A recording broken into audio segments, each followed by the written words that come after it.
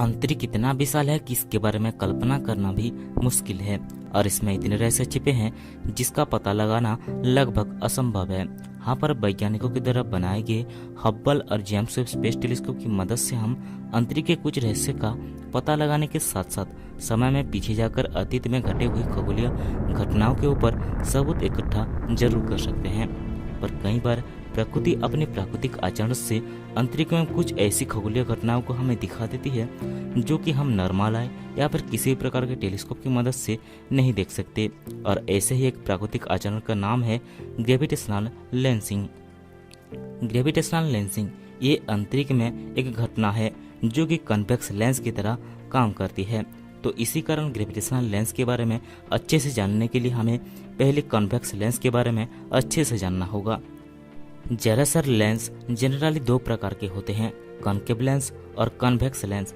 जब light concave lens के through move करती है तब कॉन्केव लेंस लाइट को बाहर की तरफ मोड़ देती है। वहीं जब लाइट एक कन्वेक्स लेंस के थ्रू मूव करती है तब कन्वेक्स लेंस लाइट को अंदर की तरफ मोड़ती है। चलिए इसको एक एग्जाम्पल की मदद से अच्छे से समझते हैं। मान लो कि एक सोर्स है जिसका नाम है एस और सोर्स एस से लाइट उत्पन्न होकर एक सरल रास्ते पर मूव कर रही है, जिसमें से ए और बी दो ऐसे प्रकाश के कण हैं जो कि सरल रास्ते पर ट्रैवल कर रही हैं और उनके सामने एक कॉन्वेक्स लेंस है जिसका नाम है एल। और ए और बी कण कॉन्वेक्स लेंस एल के ऊपर सी और डी पॉइंट पर टकराती हैं और अंदर की तरफ बेंड होकर पी और क्यू रास्ते से ओ तक पहुंचती हैं। और पॉइंट ओ पर एक ऑब्जर्वर है जो कि पॉइंट एस यानी कि सोर्स से निकल रही लाइट को ऑब्जर्व कर रहा है। और जैसा कि आप लोगों को पता है कि हमें लाइट हमेशा एक स्ट्रेट लाइन पर मूव करती हुई दिखाई देती है और इसी कारण जब ऑब्जर्वर सोर्स एस से कन्वेक्स लेंस के थ्रू मूव कर रही लाइट को देखेगा तब उस ऑब्जर्वर को लाइट सोर्स एस से नहीं बल्कि दो इमेजिनरी सोर्स के और एल से आ रहे हैं जैसा दिखाई देगा। यानी कि ऑब्जर्वर कन्वेक्स लेंस के थ्रू बेंड हो रही लाइट को नहीं देख पाएगा बल्कि वो लाइट को एक स्ट्रेट लाइन पर मूव करता हुआ देखेगा। और इसी कारण ऑब्जर्वर को लाइट सोर्स एस नहीं बल्कि दो वर्चुअल सोर्स के और एल से आ रहे जैसा प्रतीत होगा, जो कि लाइट के बेंड हुए पॉइंट सी और डी के पीछे मौजूद जैसा प्रतीत होगा। ये तो था एक कन्वेक्स लेंस के थ्रू लाइट कैसे ट्रैवल करती है उसके बारे में।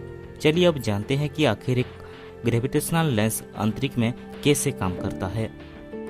जब अंतरिक्ष में एक ऑब्जर्वर और एक क्लस्टर ऑफ गैलेक्सी एक ही स्ट्रेट लाइन पर मौजूद होते हैं तब बीच में मौजूद गैलेक्सी के पीछे अरबों किलोमीटर दूर मौजूद गैलेक्सी और स्टार से आ रहे लाइट को ये क्लस्टर ऑफ गैलेक्सी एक मजबूत गुरुत्वाकर्षण के कारण अंदर की तरफ ठीक कन्वेक्स लेंस की तरह ही बेंड कर देती है, जिसके कारण जब हम पीछे मौजूद गैलेक्सी या फिर स्टार को देखते हैं तब वो हमें अपनी ओरिजिनल स्टेट पर नहीं बल्कि अलग अलग जगह पर दिखाई देती है।